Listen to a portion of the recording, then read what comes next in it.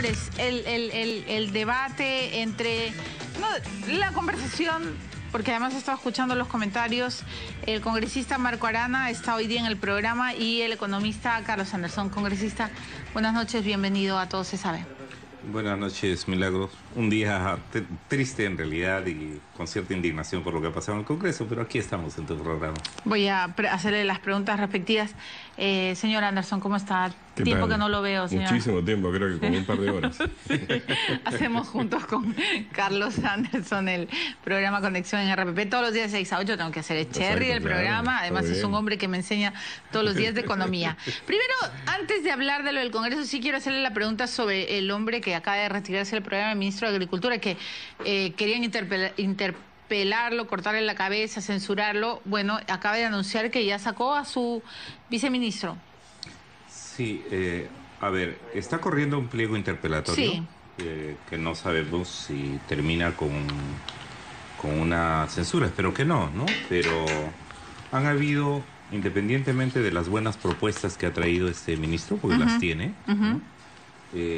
Han habido decisiones de orden político que pueden terminar pues costándole caro, ¿no? Por ejemplo, colocó en primer lugar como secretario del Ministerio de Agricultura a un exfuncionario, fue exgobernador regional de Tumbes. Usted lo dijo. Que estuvo preso, que además luego de que se hiciera público el tema, efectivamente renunció. Sí. ¿no? Pero no ha tenido mejor idea que ahora buscar denunciarme, porque justamente yo planteé el tema de que no reunía no tenía pues las credenciales para poder estar allí en la Secretaría del Ministerio de Agricultura. Luego lo pasaron a asesor ad honorem, ¿no? Los asesores ad honorem ya sabemos cómo están terminando ahorita. Y luego coloca el viceministro, ¿no? Entonces Pero bueno, acaba de retirarlo, me dice que mañana sale la resolución. Bueno, pero la moción está corriendo, ¿no? Entonces yo espero, como se lo acabo de decir ahora personalmente, que por el bien de las políticas adecuadas o interesantes o expectantes que hay para el país, ¿no? Si ocurriera la interpelación, salga bien librado, ¿no? Bueno. Ahora es un ministro que sabe del tema. Conoce del tema. Conoce, es un hombre de campo. En mi caso le he expresado preocupación por el hecho de que conociendo el campo y teniendo un programa interesante como Sierra Azul, no haya priorizado dos regiones muy importantes que son mayoritariamente agrarias y con mucha pobreza en el norte del Perú. Ha priorizado el centro y el sur, al parecer por razones políticas, como en el centro y el sur no tuvieron, digamos, una votación sustantiva en la primera vuelta, sí en la segunda, pero por razones estrictamente técnicas y además sociales, hubiera sido interesante que se priorizara las zonas más agrarias y más pobres, que en este caso son Puno, Cusco, la Sierra Central sin duda, y en el norte Piura y Cajamarca, que además tienen bolsones electorales grandes, pero por ejemplo no los priorizó por alguna razón, ¿no? Para el programa de él dice que está empezando familiar. En Ayacucho, que va a ir a Junín. Habló 11 regiones, mencionó, pero entre dice esas que es a nivel nacional, pero bueno, no están las del norte, Piura y Cajamarca. Vamos a ver qué pasa, Vamos a ver qué pasa, ¿no? Bueno, muy bien. El tema que hoy los he convocado, congresista, señor economista, es por la elección del directorio del Banco Central de Reserva. Acaban de ser elegidos el señor Elmer Cuba, José Klimper y Rafael Rey, por supuesto el Frente Amplio. En realidad fueron elegidos ayer, Milagro. Hoy día ha habido una pantomima. O sea, el día de ayer, cuando se presentan las propuestas, aparecen las 5 propuestas y hay la votación interna en la Junta de Portavoces, y los dos candidatos del fujimorismo, que fueron el señor Klimper y el señor Elmer Cuba, y el candidato del APRA, que era el señor Rafael Rey, y el que estaba allí representando a la bancada del gobierno, señaló que no tenía reparos con esos candidatos. Cuando el congresista Johnny Lescano propone al ingeniero Herrera Descalzi, y cuando nosotros proponemos a Humberto Campodónico, ya sabíamos, cuando dicen además esto se decide mañana y decimos miren, no hay un mecanismo por el cual valdría la pena, establezcamos un mecanismo por el cual la ciudadanía se entere, pueda haber un nivel de información y de conocimiento mayor, que los mismos congresistas que van a elegir se enteren pues por lo menos de quiénes ¿a quién están eligiendo? Dijeron no, pero son ampliamente conocidos y mañana se votan. Bueno, ya sabíamos Por eso cuando anoche en algún programa y hoy día en la mañana señalé, ya se sabe quiénes van a salir electos, incluso me respondieron varias veces con un tono elevado diciendo, no, como ya sabes que van a votar. Bueno, exactamente lo que habíamos dicho que iba a ocurrir, ocurrió en menos de 24 horas, porque lo que hicieron es... El congresista Chaput ha dicho que ustedes se demoraron en la nominación de sus candidatos y que incluso lo hicieron con un papelito a última hora y que la izquierda siempre habla, pero al final no sabe ejecutar. No, a ver. No sabía que había hecho esa declaración. No, lo he entrevistado en la radio y me ha dicho que ustedes están con la cantaleta, pero que no dijeron a su candidato hace tiempo. Él está enojado en realidad porque hubo un trascendido a partir de una comunicación de Marisa Glave que él dio anuencia a los dos candidatos que propuso el fujimorismo y al candidato que había propuesto el APRA, ¿no? Y en ese momento no estaba su vocero titular. Pero bueno, dejemos eso aparte, será anecdótico en realidad en adelante. Lo que pasa es que la semana pasada se planteó que se presenten los candidatos el día de ayer en la Junta de Portavoces. La semana pasada, ¿no? Y entonces... no fue que hace días, será la... No, la semana pasada se planteó que había un plazo para claro. presentar hasta el día de ayer las candidaturas. Ya. Entonces uno no tiene, y Carlos que es economista lo debe saber, para esos cargos...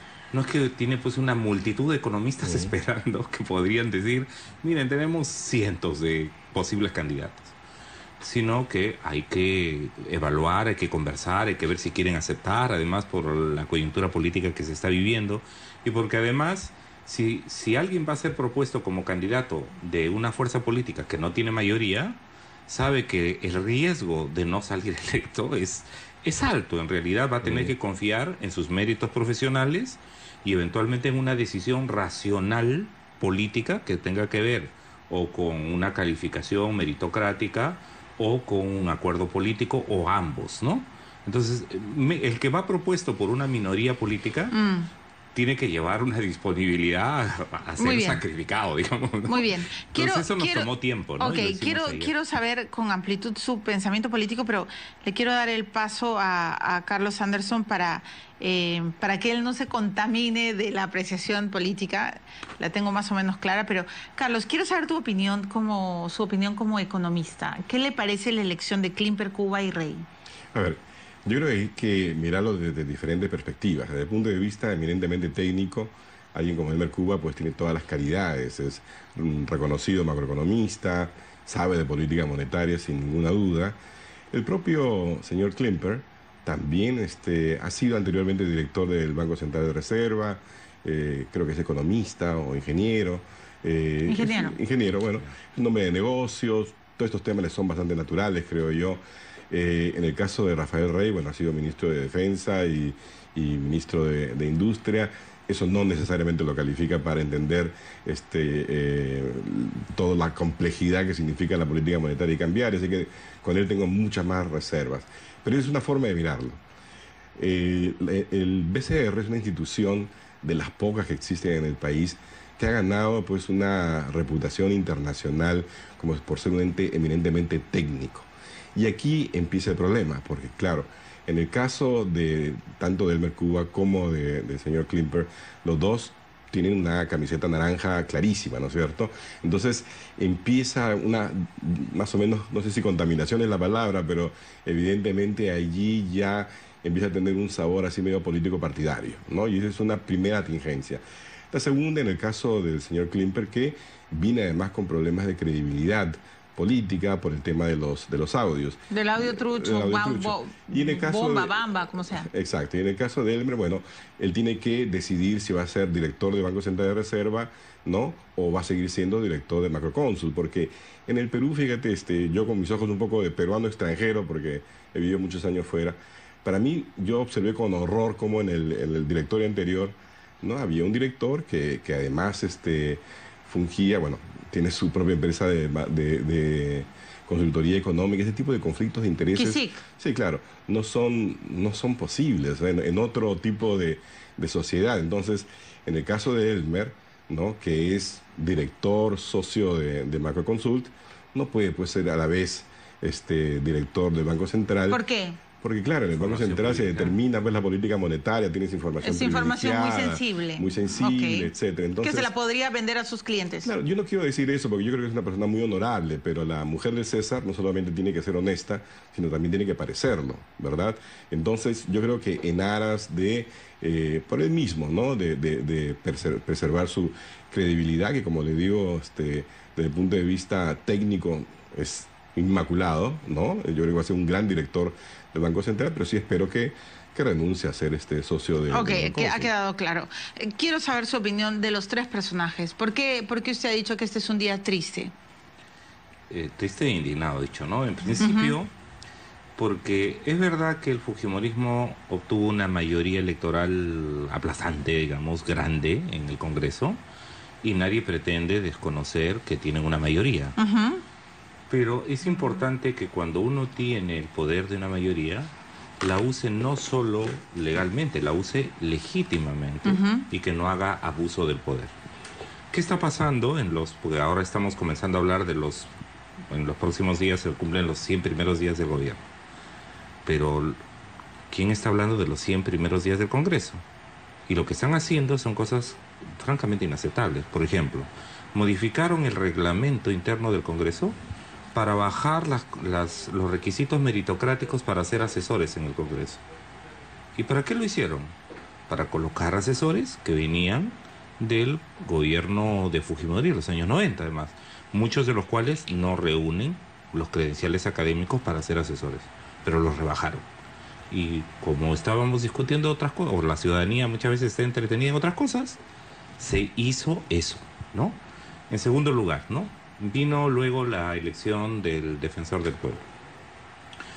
Allí lo que nosotros propusimos, y no era porque nosotros tuviéramos un capricho, le propusimos a la Junta Directiva del Congreso, y no solo a la presidenta del Congreso, sino a las otras fuerzas políticas, que hubiera un reglamento para elegir, de tal manera que no fuera arbitrario, que no fuera solamente la correlación de fuerzas que dijera, yo tengo una mayoría, cuando ha estado mala, una mayoría impone la que quiere. Cuando estuvo en su momento Alejandro Toledo y podía llegar a algunos acuerdos, imponía lo que hubiera querido. Ahora el fujimorismo, que tiene una mayoría como nunca la ha habido en el Congreso de una sola fuerza política, entonces no se pudieran cometer actos arbitrarios. Propusimos un reglamento. Hicieron tabla rasa de la sola posibilidad de debatir un reglamento y dijeron, no, es que esto se tiene que hacer rápido, el reglamento se verá después y no sé cuánto. Entonces tomaron como candidatos, propusimos varios por supuesto, tenían todo el derecho y nosotros también teníamos que aceptar que no pudieran salir electos nuestro candidato, como es normal. Sin embargo, lo que se hizo allí, el que salió electo es el candidato que propuso el partido de gobierno, ¿no? Apoyado por el APRA y por el fujimorismo. Y era un candidato. Bueno, y ahora menos... también son los directores del BCR elegidos por el APRA y el fujimorismo. Sí, y el presidente y el jefe de la SUNAT vinculado al cogollo fujimorista. Y ahora se viene la elección del Tribunal Constitucional en los próximos meses. Entonces, ¿usted siente que PPK está gobernando directamente que los fujimoristas están cogobernando? ¿Cuál es su crítica con esta elección? Mi enfoque es que el gobierno está necesitado de que le aprueben las facultades legislativas, sus decretos legislativos en el marco de las facultades que se le ha concedido, y eventualmente una primera hipótesis es que frente a ese temor y la posibilidad de que le rechacen algunas, está haciendo concesiones, ¿no? Esa es una hipótesis benigna. Una segunda hipótesis es que el fujimorismo ya marcó las pautas de cuál va a ser su relación con el gobierno. Y lo que va a ocurrir aquí es que, esperemos que no, el fujimorismo se tome la pretensión incluso de querer luego nombrarle ministros. Y dado que lo que está mostrando el gobierno es una debilidad muy fuerte, que lo está llevando a que, por ejemplo, habiéndose presentado en campaña como el partido que más tecnócratas tenía, ¿no? Y ahora vemos que, para comenzar, varios de sus viceministros, ¿no? Algunos de ellos cuestionados, o en otros casos asesores presidenciales, como acaba de ocurrir con el caso Moreno, es decir, están llegando a altos niveles de gobierno, ¿no? Están mostrando que tienen enormes debilidades partidarias, que no logran cuajar un equipo, ya no digo político, sino más bien de tecnócratas, y pueden tener serios problemas y serios apuros que les pueden llevar, como en el caso, por ejemplo, del ministro de Agricultura, ¿no? Que en a los pocos días de haber nombrado el secretario del Ministerio de Agricultura, tuvo que renunciar. Ahora el viceministro tiene que renunciar. Bueno, a ese paso, ¿qué va a pasar? Pero el señor Anderson acaba de plantear rápidamente por qué le parece complicada la elección de Klimper, de Rey y de Cuba. Estos tres personajes, a usted, la elección de estos tres, ¿qué le parece? En principio, comparto la opinión de que el señor Elmer Cuba tiene todas las credenciales académicas. Ya. Hay que resolver el tema de los conflictos de intereses. Con Macroconsult. Con Macroconsult y la información privilegiada que podría tener, ¿no? Para que pudiera terminar favoreciendo y generando un conflicto de intereses. Ya. Sobre todo, sabiendo que el gobierno de Pedro Pablo Kuczynski, uno de sus grandes problemas es la presencia de lobbies incontrolados, esto que a él no le parece que puedan ser formas blandas de corrupción, porque el lobismo en el Perú, a pesar que hay una ley, está funcionando en realidad como una forma blanda de corrupción. Segundo, en el caso de Rafael Rey, su mejor mérito no es haber sido ministro a secas, sino haber sido ministro cercano, político cercano, muchas veces escudero del fujimorismo de la peor época, del fujimorismo en los 90. Y en el caso del señor Klimper, efectivamente, el tema de credibilidad en una institución tan importante, y es un tema de credibilidad no porque esté siendo investigado, como dicen los fujimoristas, hay que tener presunción de inocencia. Bueno, sí, asumo que hay que tener presunción de inocencia, pero en este caso no está siendo investigado por una infracción de tránsito. Está siendo investigado por un escándalo terrible de haber manipulado información para encubrir a un socio político y financista de un partido, de su partido político, que está siendo investigado nada menos por lavado de activos y presunción de narcotráfico. Y ese señor, con esos problemas de credibilidad, va a estar cuidando las arcas del país. Cuidado, o sea, yo creo que incluso eso desgasta mucho el enfoque y la importancia de esta institución del país a nivel internacional. Y una cosa que me llama la atención, fíjate, lo escuchaba ahora el propio presidente defendiendo a Klimper. ¿No? Eso sí me resulta bastante sorprendente. Yo hubiera esperado que la señora Keiko Fujimori saliera a defender a su candidato después de todo, fue su vicepresidente, su de plan de gobierno, pero que el presidente, creo que hubiera sido mejor que el silencio hubiera sido más elegante, ¿no? Que salir a defender. ¿No esperaba usted que PPK lo defendiera? Sinceramente me ha sorprendido, ¿no? Carlos, yo le quiero hacer una pregunta. Hoy día varios congresistas fujimoristas, bueno, celebran y descorchan champán, ¿no? Dicen que es un triunfo, que tienen un equipo de lujo. De hecho, Karina Beteta ha dicho, este es el triunfo de Fuerza Popular, miren el lujo que tenemos. O sea, varios. Acaba de decirlo usted, Klimper y Cuba son evidentemente naranjas. Y bueno, Rafael Rey también goza de la simpatía fujimorista, evidentemente, aunque, claro, dicen que es el candidato del APRA, ¿no es cierto? El fujimorismo, esa es mi pregunta, ¿corre el riesgo de, como acaba de plantearlo el congresista Arana, de hacer abuso de poder? Tienen a 72 congresistas, pueden hacer y deshacer. Sí, pero hay que poner las cosas en perspectiva, ¿no? Por favor. En el Banco Central hay 7 directores. Ok. ¿Verdad? 3 elegidos por el Ejecutivo, 3 por el Congreso y el presidente del Banco Central, que en este caso es Julio Velarde. Que la verdad, fíjate, yo me alegro muchísimo que esté de presidente, porque si en estos momentos en los que se cierne de alguna forma una especie de nube que podría cuestionar, digamos, el manejo técnico eminentemente del BCR, tener a alguien como Julio Velarde, con la reputación ¿Es una garantía internacional que tiene, es una tremenda garantía, creo yo, ¿no? Evidentemente vamos a tener que ir observando cómo se comporta, porque 3 directores, por ejemplo, que actúen de manera coordinada para hacer un poco más difícil el manejo, pueden complicar las cosas, ¿verdad? Pero la verdad es que ahora yo confío y voy a ponerle velitas a don Julio Velarde para que el manejo técnico de la política monetaria y cambiaria no cambie, ¿no? Eso es muy, pero muy importante. El tema de la política fiscal, que está en manos pues, del ministro Thorne y en general del Ejecutivo, bueno, ellos obtendrán los beneficios o pagarán los costos del éxito o fracaso de lo que hagan. Pero la estabilidad monetaria y cambiaria en un país que ha tenido que sufrir hiperinflación como la que sufrimos en los 90s no puede ponerse en juego. Ok. Quiero terminar este bloque. Congresista Arana, los fujimoristas dicen, un momentito, los del Frente Amplio tienen que entender que nosotros somos mayoría, que el pueblo votó porque seamos mayoría, así que vayan a llorar al río y dejen de ser picones. Nosotros hemos presentado a nuestros candidatos, hemos ganado, allá ustedes que se demoraron en presentar a Campodónico o a Herrera Descalzi o a quien fuere. Problema de ustedes. Mira, cuando se tiene poder hay que ejercerlo no solo legalmente, hay que ejercerlo legítimamente. Y lo que han hecho hoy día es de absoluta ilegitimidad. Tienen la legalidad para hacerlo, pero recordemos que las declaraciones que tenían y que le costó varios puntos a Keiko Fujimori entre la primera y segunda vuelta era: aquí las leyes van a salir como por un tubo, el Congreso es nuestro.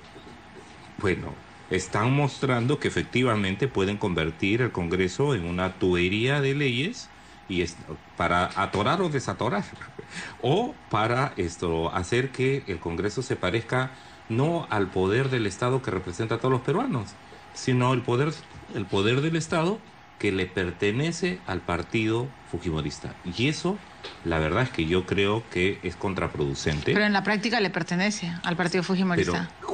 Pero justamente por eso, uno de los principios de la democracia y uno de los elementos en los que quien tiene el mayor poder no debería perderse es saber que la democracia no solo es el ejercicio de la mayoría, sino el respeto de las minorías y la posibilidad de transparentar los actos políticos, las decisiones políticas. Acá no han querido transparentar acciones políticas, lo han hecho casi entre gallos y medianoches y a una celeridad, a la celeridad del rayo, y de otro lado podrían haber escuchado, podrían haber tenido en cuenta estos criterios de transparencia que ayudarían a fortalecer incluso su poder, legitimándolo. Perfecto, perfecto. Carlos Anderson, una línea. ¿Cuál es el peligro del fujimorismo con tanto poder? Bueno, lo voy a decir en términos medio graciosos, ¿no? Si me permites, aunque no es un tema gracioso, pero el hombre araña dice siempre que a mayor poder, mayor responsabilidad. Yo creo que el peligro es justamente que con tanto poder no actúen con responsabilidad. Muy bien, muchas gracias, señor Anderson. Bienvenido siempre a todos, se sabe. Muchas gracias. Congresista Arana, muchas gracias por su presencia aquí. Entonces, sabe, me voy a la pausa y regreso con mi buen amigo, con Chema Salcedo. Chema Salcedo va a presentar un unipersonal donde va a contar todo. Hay mísero de mí, se llama, mañana en la Feria del Libro. Acá es mi cámara. Se va a recontraconfesar, además tiene un lío con un gato, con Julio Iglesias, con García Márquez, con las mujeres. No saben todos los líos que ha tenido Chema en su vida con las mujeres. Por eso dice, ay, mísero de mí, pobre de mí. Ya regresamos.